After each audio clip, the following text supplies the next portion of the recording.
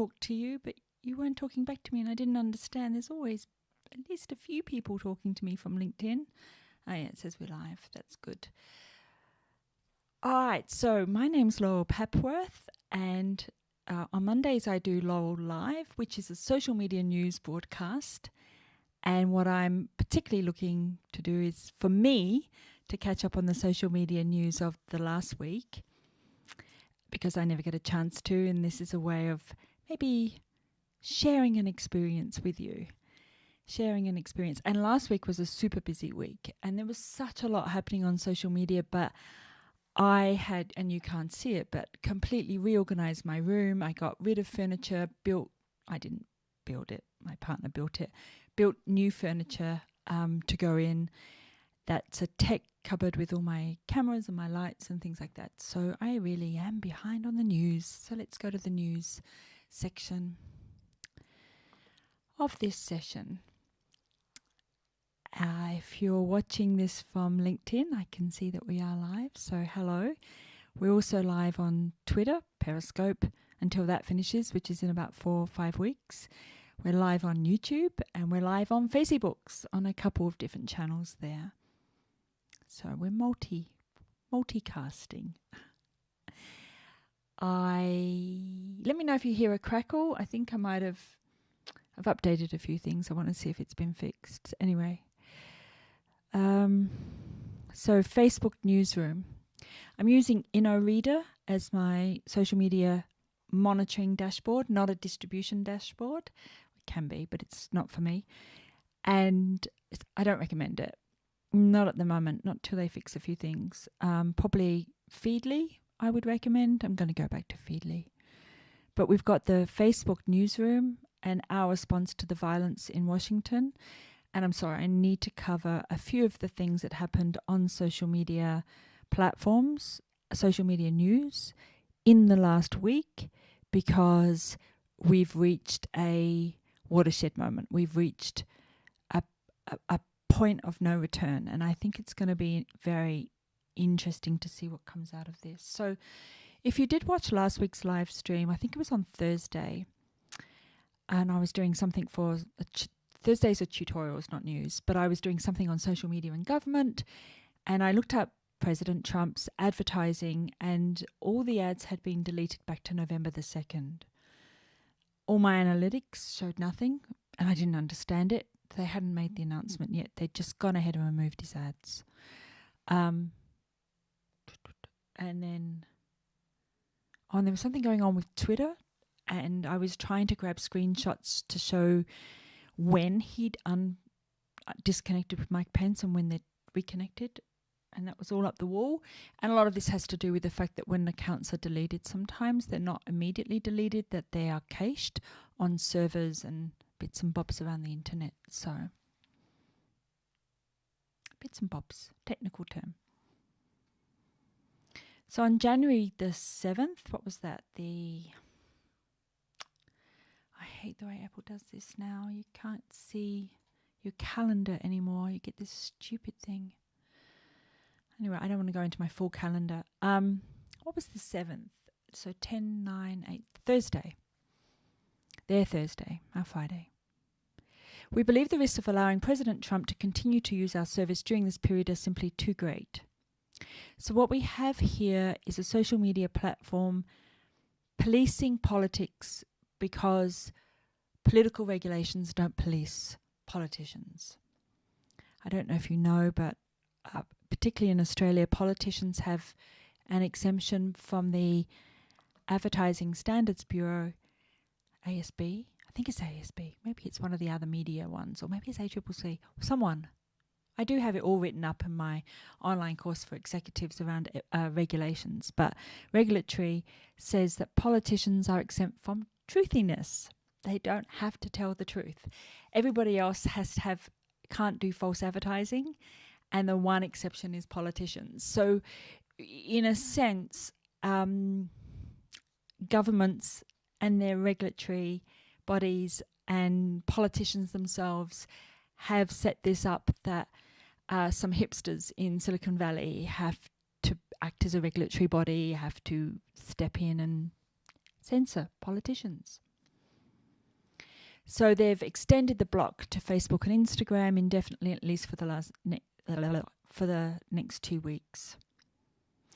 I'm not against Trump being blocked or it being stopped. I truly believe he's dog whistling to get people to riot. And then when he puts up tweets like, I won't be at the inauguration, right after calling people to be American patriots and overturn things, he's basically whistling to them that he won't be there, so it's safe for them to break in.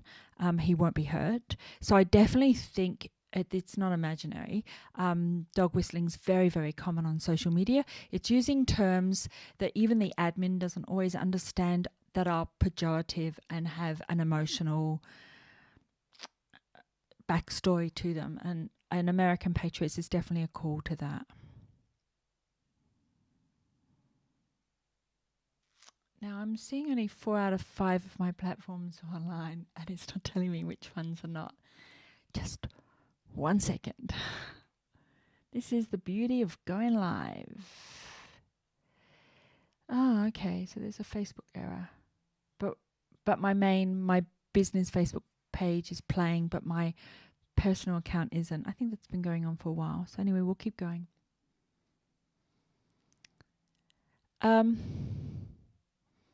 When I was looking at the ads that he was running, and he's spent a lot of money. How much did he spend on ads on Facebook and Instagram?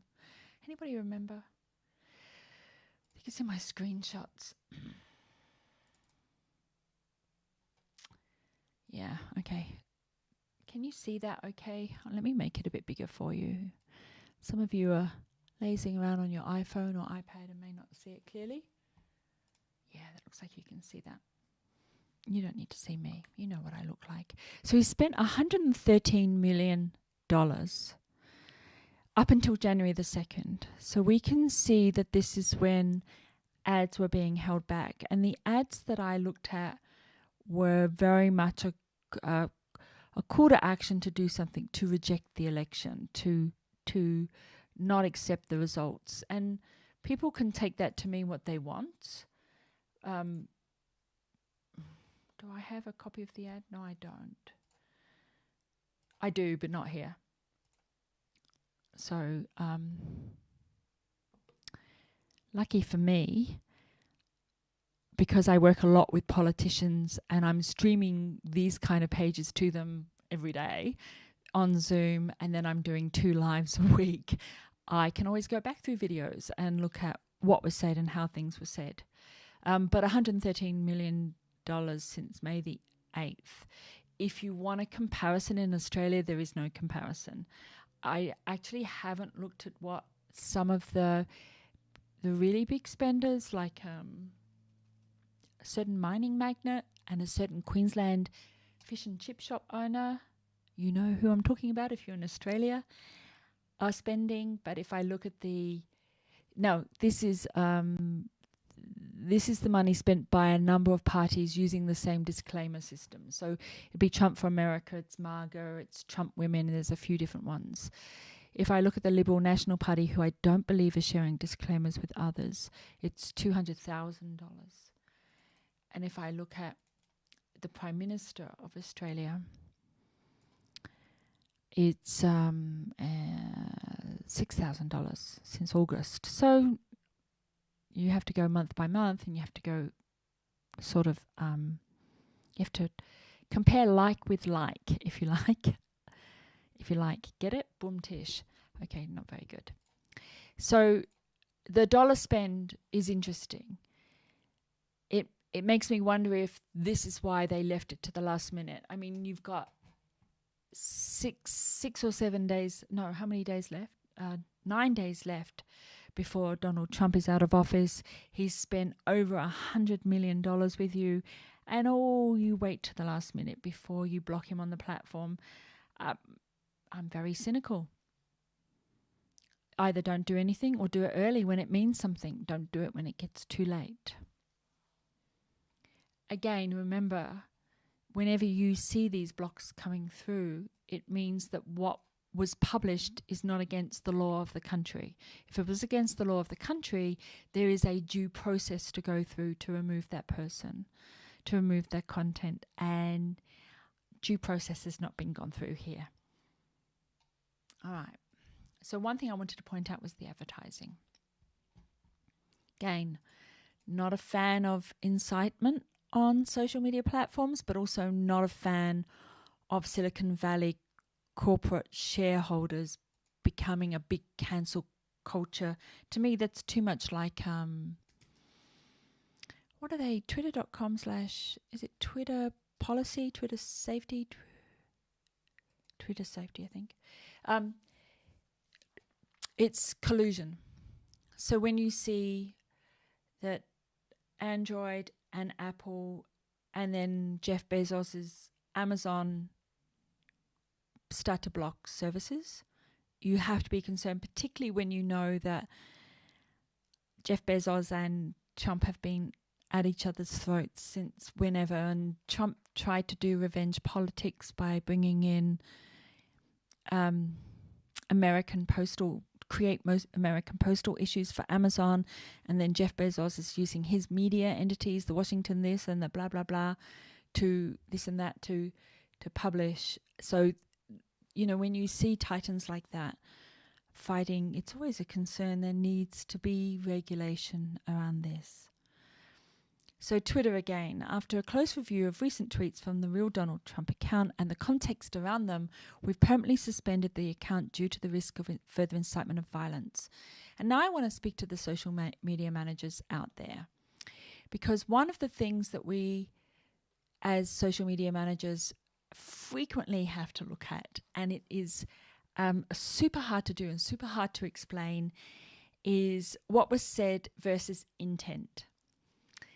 So as an example, depending on the community I'm running, some communities like to swear. It's part of their everyday chatter. This is, they walk onto wherever they're working and they swear at their mates, and it's all in good fun, and it's part of what they do.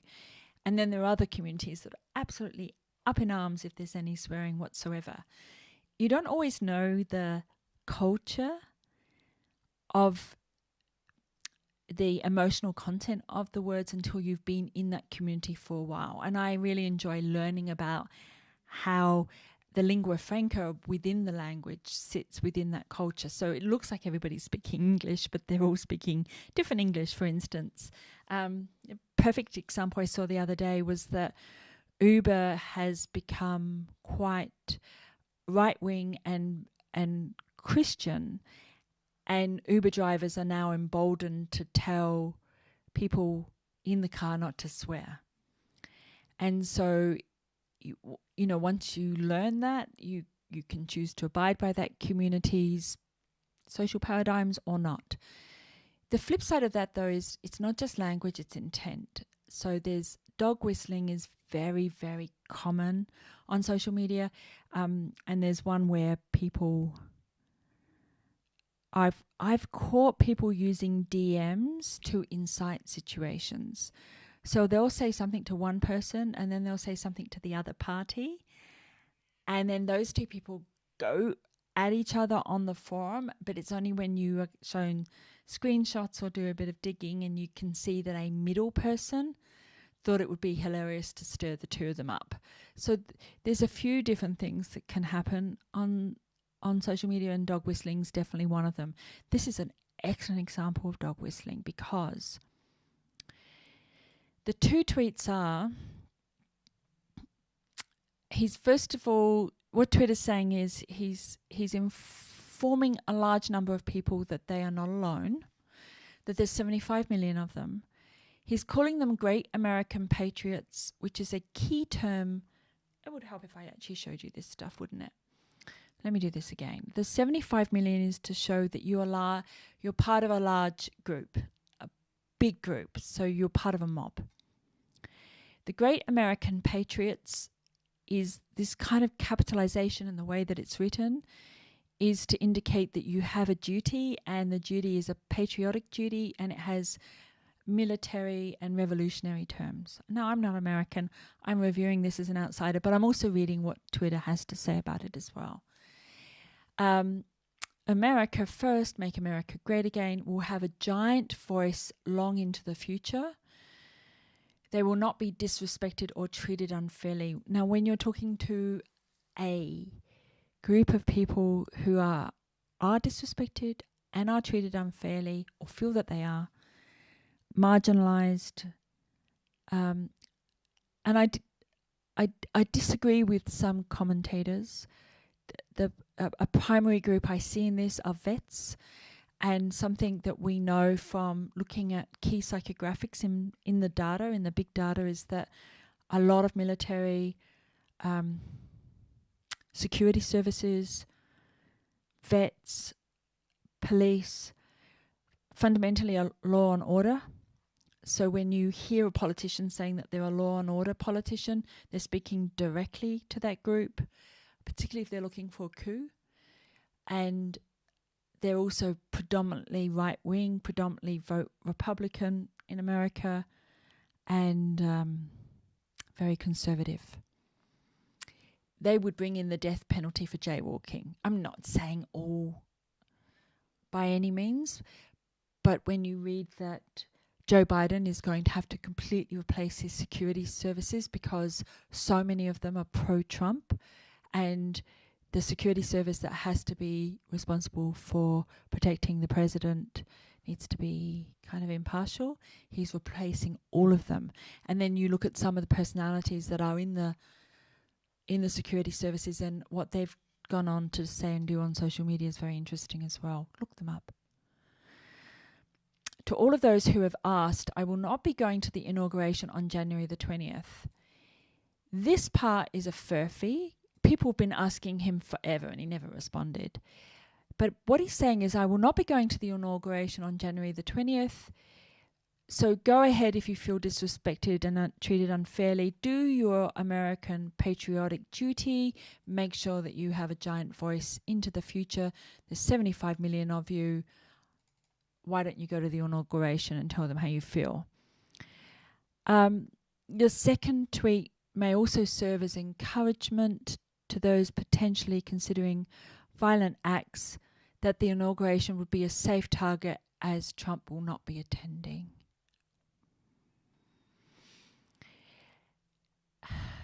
Look, if you haven't managed a community before, I think it probably sounds like a wild kind of extrapolation. Those things, that doesn't mean that to me. These are not words that have an emotional content for me. What does he even mean by American patriots? But when you run the community and you hear the words and you know that they've been used over and over again to do behavioral modification, to do call to actions, it's kind of important to understand that it didn't come from anywhere. So he was told that he could come back on Twitter if he indicated that there would be an orderly transition. He initially did do a video that said that there would be an orderly transition, but refused to use the words peaceful. And so they've extrapolated out that he continues to support, empower and shield those who believe he won the election. So there's two things here. One is to support the people who thought he won the election, and the other one is to support armed or unarmed insurrection.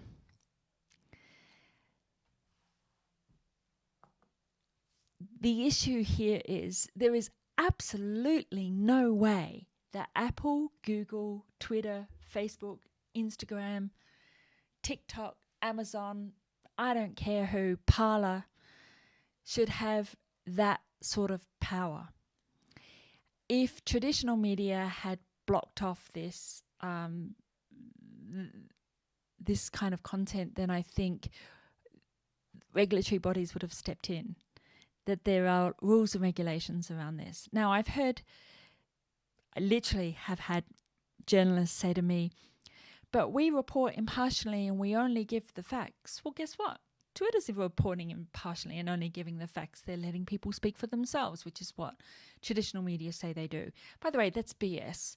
Hi, Rupert Murdoch. I hope you're having a nice day. But whether it's Fox on one end of the scale or Guardian on the other end of the scale, they do not report impartially.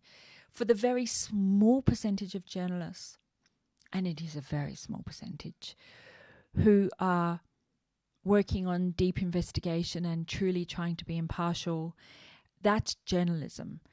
We don't have journalism anymore. Like if you look at mainstream media, I would say 98% of it is celebrity culture. It's opinion culture. It's radio shock jocks and Fox and Friends and people writing opinions. I don't have an issue with people writing opinions, but I think that it is naive of heritage media to stand up and say, oh, but we're impartial, when they know damn well that they've done absolutely nothing to regulate their colleagues that come on the show, come on the channel or in the newspaper before them or after them. Nothing at all.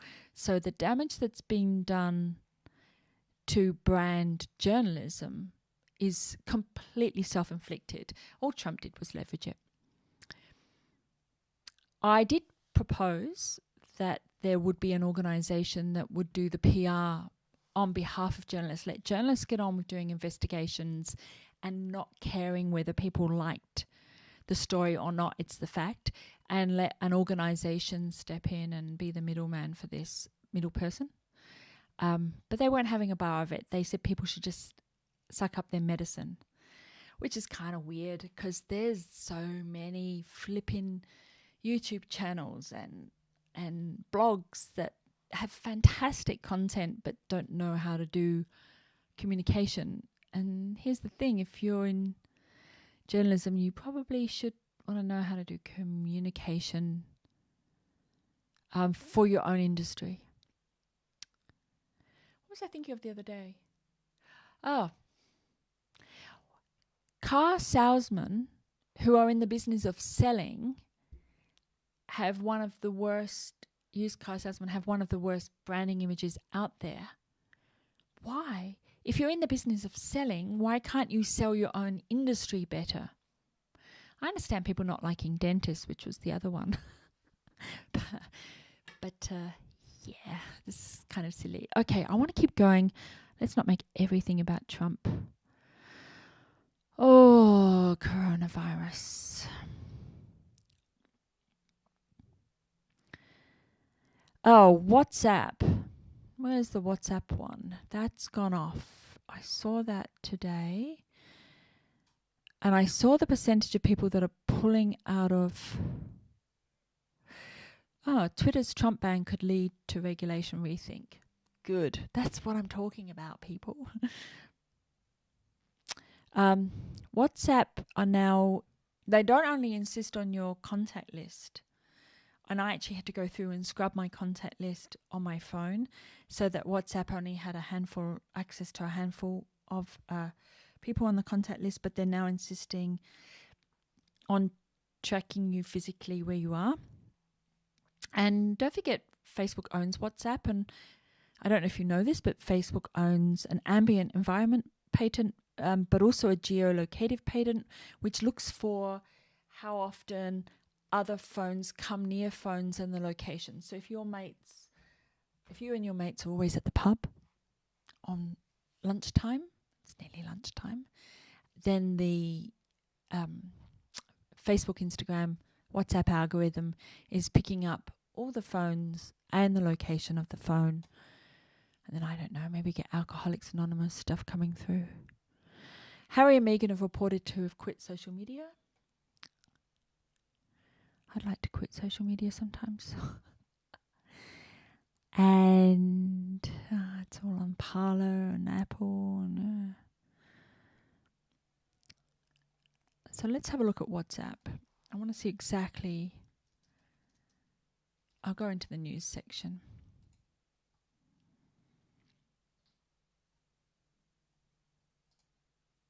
Yeah. By the way, if you go into the overflow menu, that's what this more menu is. Nope, not that one. If you go into settings, you can change the country as well as the language. So I flip backwards and forwards between Australia, UK and USA, and then occasionally if I'm working with another country. Goodness me, look at this. What a mess. I do want to say SEO for this kind of thing is supposed to be really bad, particularly for what Google calls overlay interstitials, which is this kind of thing where you have to X out of stuff to see the content that you actually want to see. So I can't see the content. Oh, maybe I can. So dump WhatsApp. Yeah, I don't use WhatsApp. I didn't install it on anything except for one device with a very limited contact list, simply because of the security issues.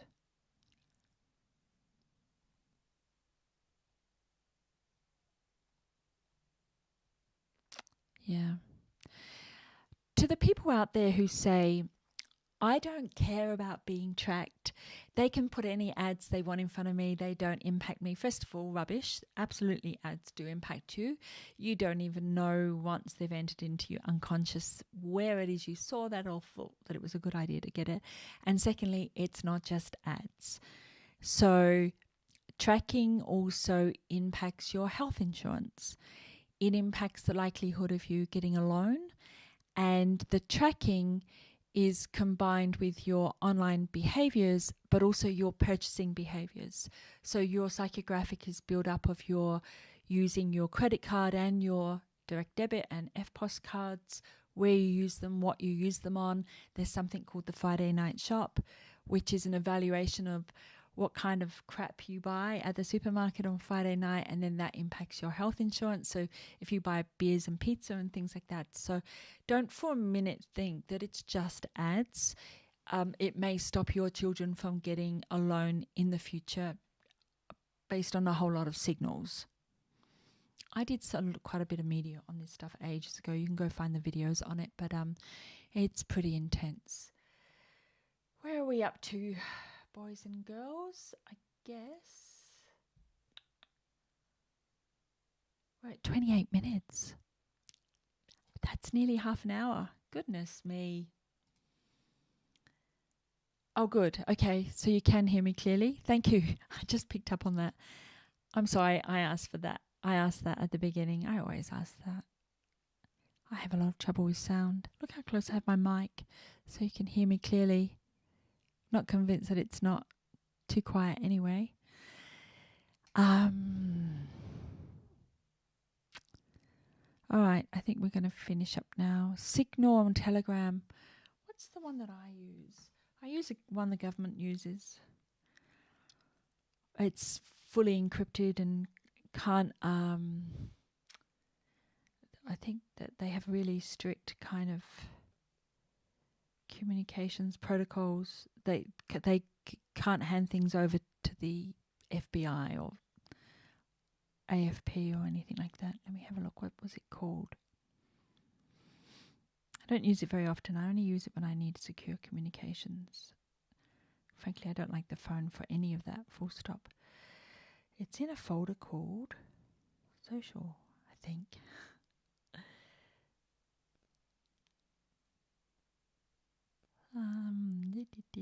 I got rid of a lot of things. Did I get rid of this one? I don't think so.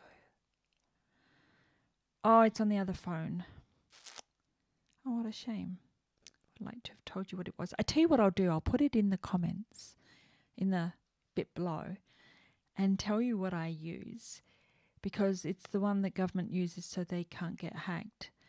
And I think what happened was, once the whole emails being hacked thing went off, then everybody was looking for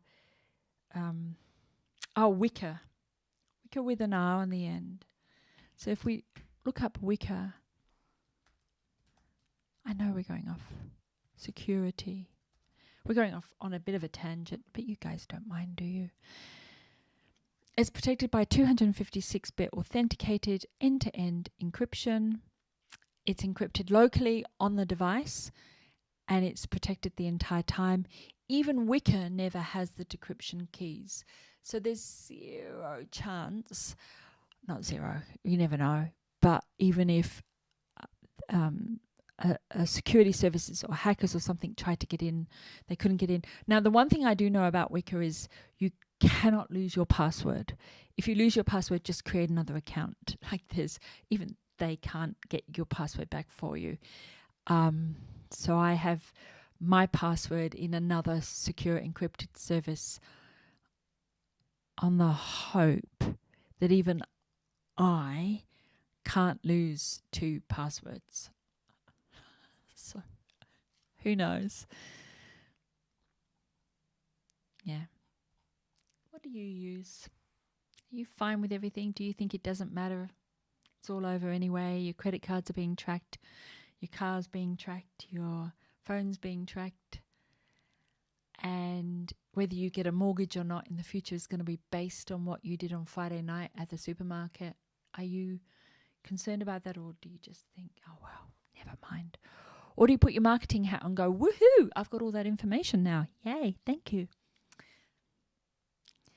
I've met all kinds. I teach this stuff a lot. There's lots of people out there who find these things interesting, and then some people find them scary, and then some people are just like, I just want to know practically how I can use this in my business, and other people are like, I would never do business with someone who did this stuff, and then other people are like, I don't know what this means. It goes straight over my head.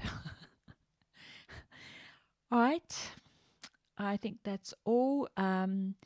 Thursday, social media and government. Again, but a tutorial. We're going through, I think it's lookalike audiences, targeted audience, lookalike audience, preferred audience, core audiences, all the different kinds of social media audiences and how they relate to government and to social media platforms. So if you'd like to join me on that one, I would love to have you there. Yeah. As this is my tech setup session for the week, on Mondays I do the news and then I check my tech setup. I will be playing this back and hoping that it all worked. It looks like it did. People said the sound was fine, so that's good. I stream on Facebook, Twitter, YouTube, LinkedIn. Probably should pick another one. I don't know, especially now that Twitter's going. Tell me where else I should stream to. And if you have any questions, please let me know, because on Thursdays I do my tutorials and they're usually based off of people's questions. So I really enjoy doing that. All right. Thank you. And I'm going to love you and leave you. And I'll see you Thursday, 1 o'clock on Thursdays. 10:45 on Mondays, but 1 o'clock on Thursdays. Bye.